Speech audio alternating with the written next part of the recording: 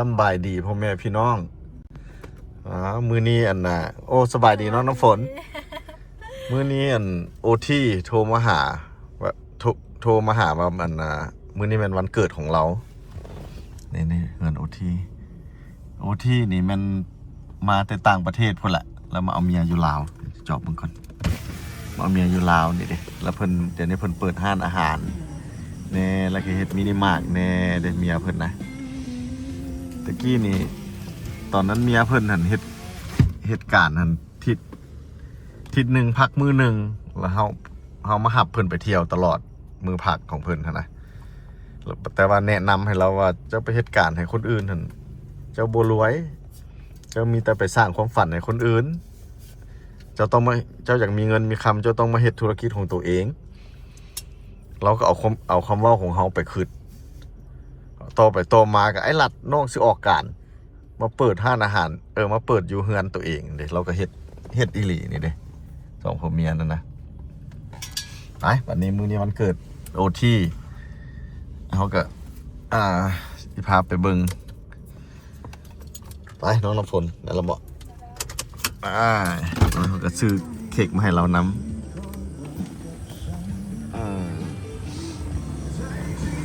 เอ้ยเปิดเพลง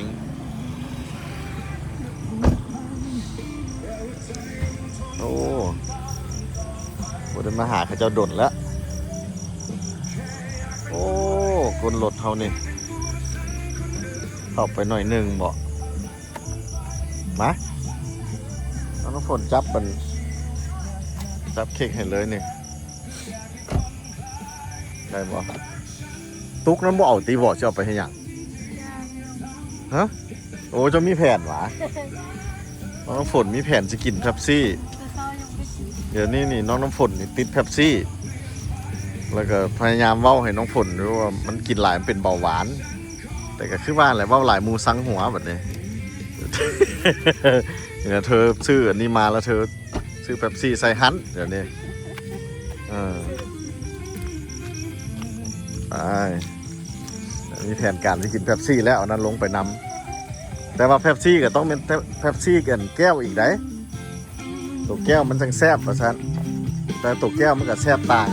สบายดีไหมตาสบายดีโอทีแฮปปี้เบิร์ธเดย์บอยเบิร์ธเดย์บอยเด้อนี่โอกันใครออกไล่แล้วเนี่ยนะมันเกิดโอทีไอ้ซักไอโอทีอยู่พุ่นกันยังบ่ได้เห็นน้องชายดนเติบแล้ว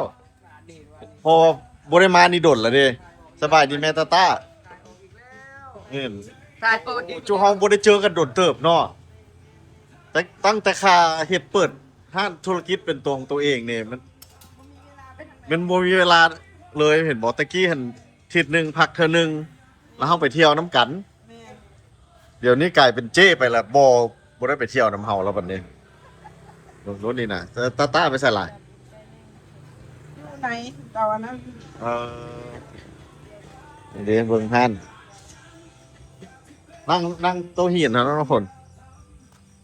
นี่แม่ตาธุรกิจโอ้เบิ่งเด้อได้ป้ายงามให้แม่ตาพุ่นน่ะป้ายกับประกำงามแม่ตานี่มีแม่ตาขายอย่างแน่ขายอาหารตามสั่งแล้วก็มีต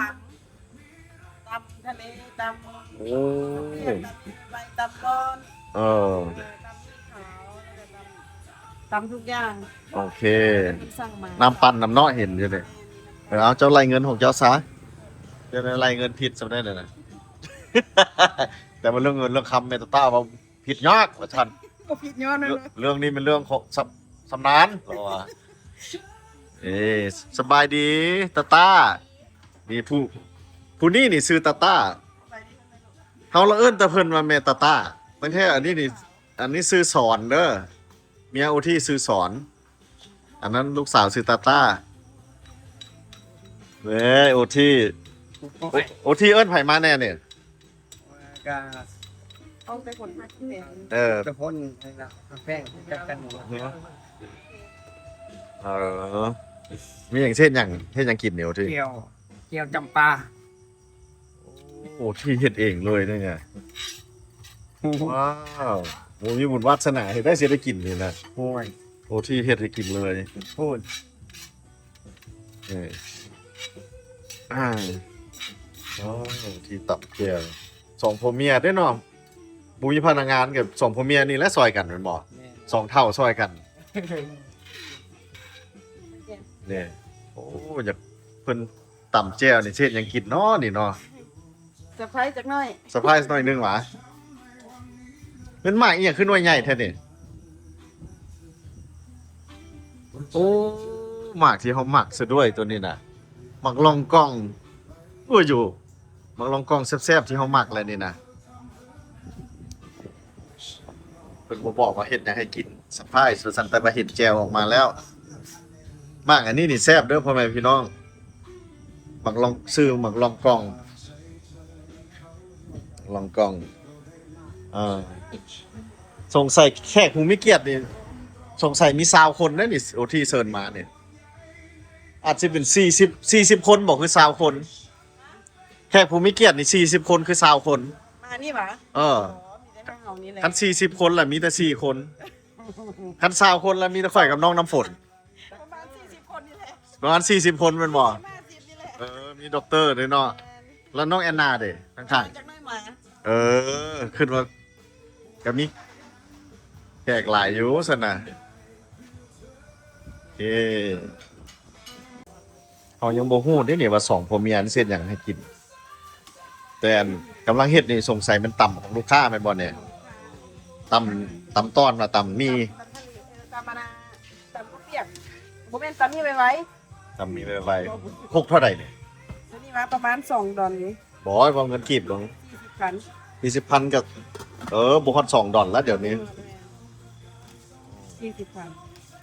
40,000เอาไล่2ดอลก็ได้ เดี๋ยวนี้ก็2.3 ล้านแล้วเด้ แม่น2ล้านบาท ร้อยหนึงน่ะ นี่แหละ โอ้โอ้สับสิกินเนาะ ตั้งไปกิน บ่ฮอด2ดอลนะนี่สิกินแซ่บมีตีนไก่มีของลิ้นบักละลายนี่ในตาตากลายเป็นเจ้าของธุรกิจเลยบัดนี้เฮายังบ่คิดอยู่ว่าเฮาผิดพลาดไปแนะนำเราบ่ให้มาเฮ็ดธุรกิจส่วนตัวเราบ่ได้ไปลิ้นนํกันเลยตั้งแต่ไปขามื้อนั้นมา ตั้งแต่ขามเปิดห้านให้มือเธอเปิดห้านหั่นน่ะ บ่ได้ไปทางใดเลย หมดเลย ทีมบ่ลูกขายฮอด10 โมงบ่ต้องนาว ป้าที่โทษ10 โมงกลางคืนสบายอยู่เฮือนตัวเองเนาะอยากหยุดยามใดก็ได้ อยากจะเป็นสบาย สิม เมตตาไงโอที่2ผัวเมีย2เท่าซอยกันรู้ไหมผัวหัดเด็บไปได้ถูกไหมอืม มักเต้นกินไปเฮ็ดกันได้บ่ได้หน่อย นี่เดี๋ยวนี้ได้มาเฮ็ดกินอยู่หน้าบ้านตัวเองอยากปิดยามใดก็ปิดเกิดเนี่ยตาเมื่อคืนนี้10 โมงพุ่นว่า 12 โมงแต่ว่าห้านอาหารตัวนี้ภาคนี้แล้วมันปิด10 โมงตัวนั้นมันปิด12 โมง ผมจะ10 โมงเจ้าได้เซาแม่นบ่มันหลายชั่วโมงโพดเจ้าเฮ็ดนี่แหละ แต่ว่าเขาก็บ่ได้ขายดีมาเลยแต่ว่าก็พอได้ขาย แล้วพอมาเป็นมาเรื่อยๆแม่นบ่นั่งอยู่ละล่ากับหัวแถวตามเอาเงินกันดีๆแม่นบ่ สิเบ็ดนะแบบเขาสิเบ็ดนะมาเรื่อย นี่มาเรื่อยๆได้สั่งของกินน่ะคือว่ากินได้ก็2คู่มาคู่หนึงมาเนาะซื้อตำ ๆเอาไว้เนาะ อ่านี่แบบว่าอันน่ะตายค่าเช่าเท่าเดิมกับเมตาต้านห้องนี่นะสิเว้าอีกบัตรหนึงมึงก็มันยังคือเก่าบ่600,000กีบบ่มึงสวิงไปให้เบิ่งหน่อยหนึงก่อน600,000กีบมีบ่อนนั่งลิ้นนี่ มีห้องนอนท่านมีห้องน้ำมีเรือนครัวทั้งหลังมีบ่อนแต่งกินเมตาต้านี่เช่าห้องนี่600,000เช่าห้องนั่น600,000เมตาต้าเอา2ห้องเอา600,000กับประมาณ29 ดอลเนาะเดี๋ยวนี้เดือนละ29 ดอลได้ดินอยู่คีมทางต่อไปนี้ยับไปนี่ก็มีโรงงานสำคัญมันมีโรงงานอยู่หั่น มีโรงงานแล้วคนหลายรถบอลมีโรงงานมือเวียนไอ้รัดใจดีมานั่งอยู่นี่สาวๆย่างกายนี่เต็มรถแถวนี้ตะกี้เนาะตะกี้เดี๋ยวนี้ก็ยังเป็นคือเก่าอยู่อ่ะเดี๋ยวนี้คือเก่าอ่ะนี่แล้วแม่ตาต้านี่เซา2 ห้องนี่กับห้องนั่นแล้ว มาสัก ตัวนี้เป็นเฮ็ดเป็นห้านอาหาร ตัวนั่นเฮ็ดเป็นมินิมาร์ทเอ้าพาไปเบิ่งมินิมาร์ทหน่อยหนึงซะตาต้าละมักลี่อยู่พุ่นน่ะนี่สิพามาเบิ่งมินิมาร์ทไปเป็นผู้สาวน้อยจักไปอย่างมักลี่กล้องในผู้สาวน้อยมินิมาร์ทนี่ขายกันแลบน้องวันนี้น่ะว้าวนี่สาวน้อยนะนี่อันนี้เป็นลูกเพิ่นได้ลูกทำกัดผู้หนึงว้าวมีกันแลมเป็นตาต้ากันสบายแล้วนี่น่ะย่างแล้วก็จัดการหมดในนี่ก็มีน้ำ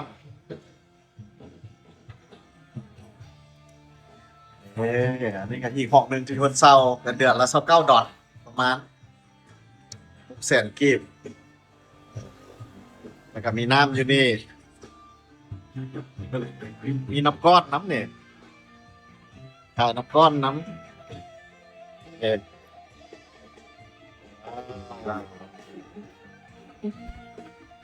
นี่สิประมาณนี้ตัวนี้นี่กับโอที่เห็ดไหมนี่นะอันนี้นี่เห็ดไหมเขายังบ่เคยเห็นตัวนี้นี่โอ้บ่ธรรมดาได้นี่ต้นคุดน้ำเสียได้นี่ โอ้ลูกคุณเอง น้ำเสียไปพุ่นเนาะเนี่ยว้าวกัดเปลี่ยนแปลงเนาะนี่เห็ดบอลล้างมือใส่นี่ก็เลยว่าไปใส่บ่ได้ซ้ำ2ผัวเมียเดี๋ยวนี้นี่ใกล้แล้วใกล้สิเป็นความจริงแล้วบอลนี่ปึ๊บใกล้สิเป็นความจริงแล้ว ก้อยป่า นี่เมตาตาความฝันกับเป็นจริงแล้วอยากได้ธุรกิจส่วนตัว ห้านก็จะทุบเด้อเพราะว่ากำลังซีเมนต์ห้านแล้ว บ่ว่ากันเนาะอย่าดราม่าเด้อซีเมนต์ห้านแล้ว โอ้เดี๋ยวนี้ก็8 โมงป่ายแล้วนะเนาะทำแล้วเห็นเวียกมัดมือนี่เธอก็สิเมื่อยแล้วนี่แต่ว่ามันมีหลอดกำลังใจโมเมนตาคันสิเมื่อยมาเท่าไหร่เห็นเงินมา นับปั๊บแล้วมีแหงไหมไหลกันมีแหง มันได้จับซูมือแบบนี้เมตาความรู้สึกเป็นอะไรมัน เมื่อเจ็บแอวก็บ่เจ็บแอวได้ตอนนั่งเรียนนะ พอมันได้จับเงินซูมือเฮ็ดธุรกิจส่วนตัวเนี่ยนะบอกเอาแต่อันไอ้เขียนใบเสนอไปเจ้าพิจารณาแล้วว่าอาทิตย์หนึ่งพักมือหนึ่งขนาด ยังไม่ได้พักจากมือปันนี่อะไรล่ะ แต่ข้าไอ้มาเปิดอันพิธีน้ำเจ้าขนาด แม่น เจ้ายังบ่ได้พักเถื่อ ขึ้นมาสิพักมื้อใดก็แบบแค่กำมาตัวเพเว่แล้วก็ แล้วก็อยู่เมื่อยแล้วอยู่ละล่าหันใจทิ่มละล่าแต่คันบ่พักแต่หรือว่าคันอยากไปเที่ยวใส่แล้วจังโทรนัดก่อนบอก นั่นเราต้องผิดพลาดไปโลด นัดก่อนจังซั่นละได้เนาะ ช่วงไปยุ่งซื่อๆเลยบ่ได้ใช้ไปกัน เอาน้ำขึ้นแล้วหิตักซะนะยังแล้วดินเจ้าหันดนแล้วได้บ่ได้ไปถ่ายหั่นน่ะ แต่ว่าก็ดินบล็อกนะ3ก้อนกับเทคานแล้วยังแต่เอาดินเข้าบัดนี้ โอเคสิลืมความกันโอที่กับแม่ตาต้าพากันไปซื้อดินจัดสรรเนาะจักแม่นคุณจักแม่น 21คูณ25 21คูณ25ตอนราคาตอนนั้นเจ้าซื้อได้เท่าไหร่ ราคาตอนนั้นซื้อกับ นะครับ ไล่เป็นเงินเดือนก็ประมาณ10,000นึง เงินเหรียญ10,000ตอนนั้นไหนตอนนั้น 2023 แล้ว3เดี๋ยวนี้24 25 26 ตอนนั้นก็เป็นเงินบาทก็360แต่ว่าเดี๋ยวนี้เม็ดหนึง360 แต่ว่าเอาเงินดอลลาร์เนี่ยมันเข้าใจดี แล้วคันปัจจุบันเด้คันสูเพิ่นซื้อขายกันเท่าไหร่วัน$20,000ไปซ้ำว่าเจ้าได้ฟรีเลยต่อดินเนี่ย แล้วอย่างนี้เพิ่นกำลังอันน่ะเดหาเงินเป้าหมายมันสิปลุกงั้นแมันบ่ตอนนั้นโดนแล้วได้เข้าไปถ่ายวิดีโอย่าน FC เฮาลืมละ ไปถ่ายตอนนั้นมันกำลังเฮ็ดหัวเฮ็ดตั้งเสาตอนนั้นมื้อหน้าว่างเลยครับ ไปอัปเดตเนาะ มื้อหน้าว่างเลยเอิ้นอ้ายแหน่สิไปอัปเดตนำโอเคเอาฝอยหลายเฮาสิบ่ได้กินข้าวได้นี่โจะก่อนนะมันเริ่มท้องห้องละ ยังว่าขอบใจหลายๆเด้อแม่ตาต้าครับโอทีโอ้ว่าอ้ายกินสิ้นบ่ได้เดี๋ยวเพิ่นเฮ็ดของกินที่เฮากินได้ผู้นำเบิ่งโอทีนะว้า พวก ว ไก่ต้มยำปลา ไก่ก้อยป๋า ต้มยำปลาก้อยปลา ยำป๋าก้อยป๋าผู้นำเพิ่นเฮ็ด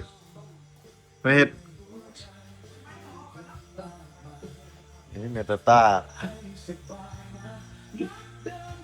โอ้เฮากินสิ้นบ่ได้เพิ่นก็เฮ็ดจัดให้เฮาเลยนี่เด้แขกผู้มีเกียรตินี่ก็ย่านมีแต่20คนแขกผู้มีเกียรติมี20คนโอ้เป็นแต่แซ่บให้เราเวลานี่เด้ เจ้าก็มีมีแต่ไม่ดอกไฟนะ นี่แกงหนึงมาพี่โอเคอันนี้อ ไปไต่ไฟเฮือนมัน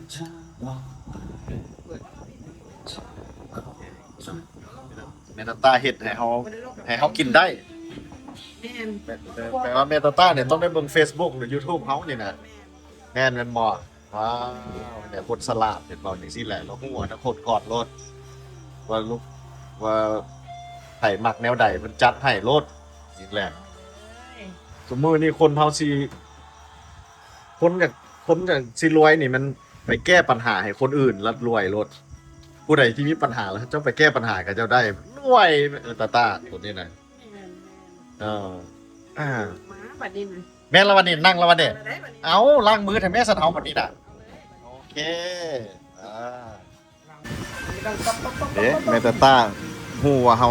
มักอันนี้เพิ่นก็จัดมาให้เลยเจ้าเบิ่งดูพ่อแม่พี่น้องมันคือมันหน่วยใหญ่แท้ นอนยังไม่ได้ มัก ล้างกล้อง ร้องกล่อง ล้างกล้อง แซ่บมากอันนี้พ่อแม่พี่น้องเด้อคันบ่เชื่อไอ้รัดใจดีแล้วให้ไปซื้อมาลาวแล้วซื้อกินรถแต่ว่าต้องได้หน่วยใหญ่คือแม่ตาของแม่ตาต้านี่ได้ใหญ่เท่าไหร่แห้งแซ่บมากอันนี้เนี่ยแล้วก็เมตาต้าก็ไปเราสร้างเลือกนะมากอันนี้ก็แซ่บอีกนี่นะ มันใหญ่ บางยำใหญ่เนี่ยของเมตาต้าเอามาเนี่ยยำใหญ่ก็มีหลายแต่มันมีอันแซ่บอันบอแต่ตัว เอามา2อย่างอย่างหนึงก็อบแห้งแล้วอย่างหนึงก็อบธรรมดา ตัวเขาบอกเอาตัวอบแห้งส่วนหลาย แม่น ตัวนี้นี่ ตัว มัน แม่บ่แซ่บอ่ะ อบแห้งมันก็ ตัวนี้มันธรรมชาติได้นี่อันนี้ธรรมชาติได้ตัวนี้ในใบก็ยังมีอยู่นี่การซื้อเขาก็ต้องเบิ่งมันมีใบมันยังสดอยู่นี่เด้นะเมตาต้าจัดให้ ว้าวเด้ข่อยบอกแล้วว่าแขกผู้มีเกียรติหั่นมี20คนกายนั้นเป็นครอบครัวเพิ่นหมดอันนี้นี่เมตาต้าน่ะลูกสาวเพิ่นชื่อตาต้าแม่หั่นสอนน้องสอนตาต้าแล้วก็หมู่ฮักตาต้าแล้วก็โอที่อันนั้นนั่งโคโลอยู่หั่น ก้าวลา น้องน้ำฝนคนใจดีกินบางไม้กับปอกให้เฮาอีกได้น้องน้ำฝนนะ แต่เดี๋ยวนี้มีคนหลายเธอเลยอายโอกล้าเฮ็ด เป็นแต่ตาหัว ปกติกับปอกกันมัน ปกติเธอจัดให้โลดเลยเธอปอกค่อยกระจนได้ว่ามันย่ำแล้วก็มาคายให้อ้ายกินเลยซะให้มันแล้วซะนะว่าเทคแค่ดีเอาแท้ว่า ยิ้มแล้ว เมี่ยงกับเมตาเจ้าว่าเนี่ย ร้านสำคัญอย่างก็ต้องมีรักมันมาห่วงขนาดนั้น โอ้ บ่แม่นครอบครัวแต่บ่แม่นคนในครอบครัวแต่ก็สุดกับครอบครัวว่าอยู่แซ่บกายร้านเอ้ยมาเด้อสิ โอ้ยังบอกมื้อนี้ยังมาขอบใจเมตาที่ยังวันเกิดอูที่ยังบ่ลืมอ้ายยังโทรหาอ้าย ทุกปีต้องไม่มา แล้วก็ได้เบิ่งแขกผู้ไม่เกียรติกับเบิ่งเอาพ่อแม่พี่น้องมี20คน เลี้ยงเชื่อ นี่เด้ออันนั้นกับผู้เพิ่นเมียเพิ่นแขกผู้มีเกียรติ20คนบ่มีเลข0แต่ไอ้รัดใจดีมาเดี๋ยวบ่ลืม แล้วเราก็เฮ็ดของกินให้ไอ้รัดกินได้อีกคือนี่อันนี้มันปลาลาบก้อยปลาแกงปลา อกไก่ อบไก่นี่เด้เราก็ลีกซีนรถพอบอก กินได้ ขอบใจเด้อยังบ่ลืมกันบ่ลืมล่าแล้วจัดให้อีกของกินให้เฮากินได้มันซะ ได้แบบอิ่มเต็มท้องอ่ะนะ อ๋อ ไม่ต้องกังวลว่ามันจะเป็นผิดพยานเฮาสินะ โอ้ยมีงานแต่ใหญ่ๆอย่างละมีงานอย่างละเอิ้นไอ้หลัดขึ้นฮอดอ้ายรถขอบใจที่ยังบ่ลืม ผมเป็นครอบครัวแต่ก็ซ้ำคนในครอบครัวมัน อ๋อ ต้องได้เอิญ โอ้ ต้องได้เอิญมา ขอบใจหลาย โดยใหญ่รัดคือกัน เออ ไปยืมมายาม แล้วก็คอยซัพพอร์ตเฮาทุกอย่างที่ผ่านมากันหลายอย่าง โอ้ เป็นเสียงรักได้ไหมรัก ใส่ นี่ตั้ง ตั้งนั่งอยู่นี่หว่า แม่ เป็นไอ้รับใจดีซึ่งให้สมอง แล้วจะดีซื้อให้ โอเค แล้วก็มีอาหารเตานึ่งซาลาเปามันคือว่ามีฝนแล้วยังจะมาขายตอนนั้นมันฝนตกแล้วก็ซื้อน้อยๆมาขายมันมีฝนตกแล้วเขาปาดก่อนอยู่ก่อนมันบิดน้ำฝนไปแล้วเขาจะก็เสียมันเจ็บเผาโดน ไอ้ว่าเวียกเจ้าบักหลายเจ้าจะสิใบอยู่อ่ะล่ะเวียกบักหลายเวียกหลายก็ได้ผู้เดียวแล่นเองหมดนี่ เดียวกับครอบ สอง ครัว คนกับผัวและโอที่นี่เป็ ตั้ น งไปให้ โอที่เป็นผู้ไปส่งเครื่องเนาะ แรงกับจักมันเนี่ยไหน เซินนะเซินนะ โอเค ตัวแม่เอาแล้วเหรอเตรียมแล้ว เดี๋ยวมัน 59 บาท มันขอเบิ่งแน่เค้กงามแท้เค้กไผ่นี่นะ เจ็ดสิบห้าแล้ว จะเกิดสิบห้าแล้วนะลูกแล้วนะ เก่าเล่ม ว้าวงามแท้โอที่ โอที แฮปปี้เบิร์ธเดย์โอที่สุขสันต์วันเกิดโอที่นี่เจ้าของวันเกิดอยู่นี่เด้อนี่นะน่า ก็ไฟมัน อืม ใส่ใส่เลย เอาดีๆได้คาราวาเมียได้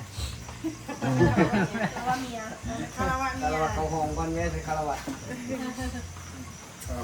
เออเดี๋ยวเปิดเองโอที่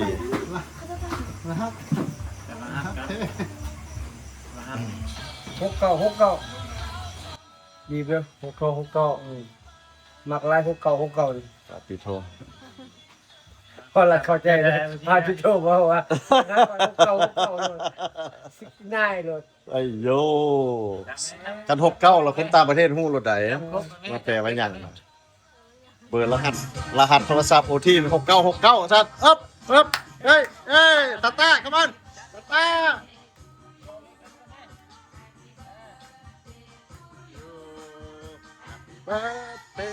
Happy birthday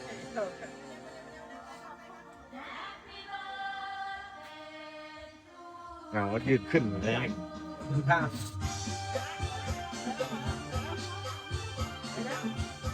อ้าวอธิษฐานเลยโอเคตาไปอยู่ใกล้ๆแน่เมียไปอยู่ใกล้ๆแน่ใกล้กันนะ โอ้ยไอ้ฟองโอ้ย ว้ายอธิษฐานเลยอธิษฐานนะใจ ดีใจ เออ ดีใจเลย เออ ไม่หนาวก็ไม่หรอกหนาวห้องน้ำด้วยเป็นหนาว อธิษฐานแล้วก็เป่าเลย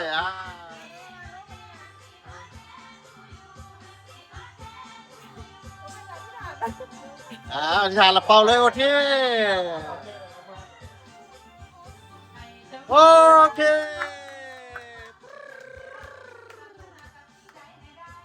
ปรารถนาสิ่งใดให้ได้โอเคปาดตอนน้อยๆบอกตอนน้อยๆให้รับใจดีเพราะอิ่มไงจากซีมมันไม่ข้าวว่าแซ่บอ่ะ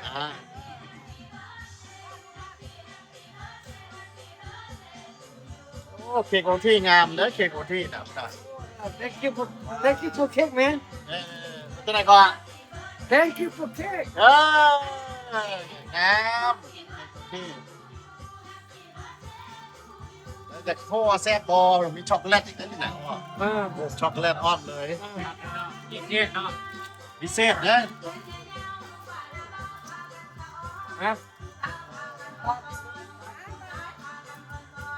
จำบัตรเลยไปน้ำตาจำบัตรตรงนี้ นี่ครอบครัวโอที่เด้อนี่นะครอบครัวโอที่ปักกระดองหัวใจโอที่ จะเฮ็ดก่อนใหญ่เฮ็ดก่อนใหญ่ ร้านเอาน้อยเดียว แต่ก่อนเป็นการ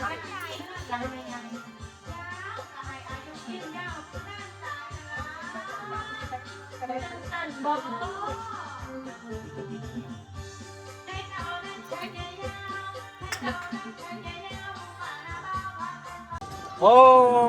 เค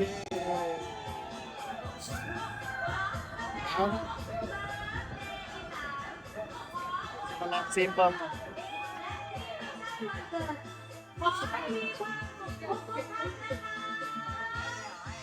ลองซิมเบิ้งเด้อเ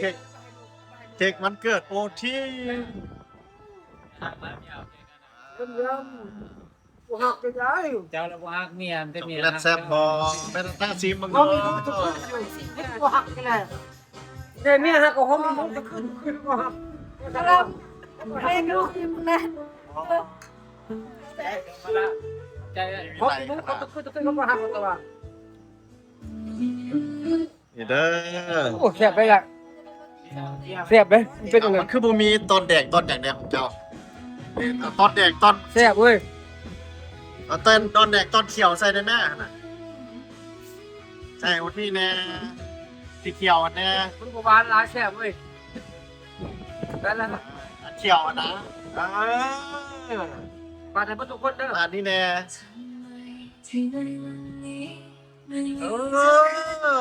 พิเศษพิเศษพิเศษ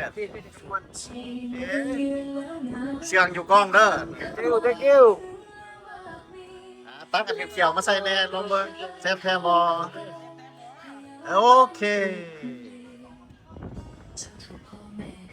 โอ้เสียบเสียบได้เสียบ เ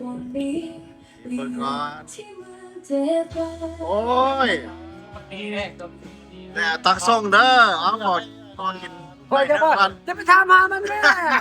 โอ้ย เอาเพิ่นบอกบ่บอก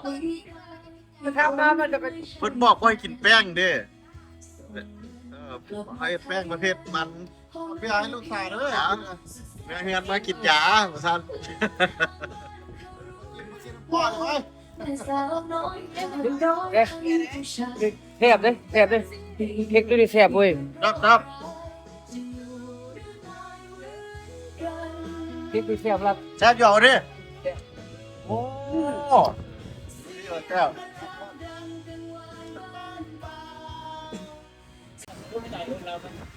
แม่ตาต้าพากันกลับแล้วบัดนี้กินยาก่อนเป็นวัดแฮงโอ้กินยาขอบใจเด้อกินให้แซ่บหลายพุ่นนะเห็นขอบใจเจ้าของวันเกิดโอเคเอาเจอกันโอเคเอาบัดนี้ไปตาต้า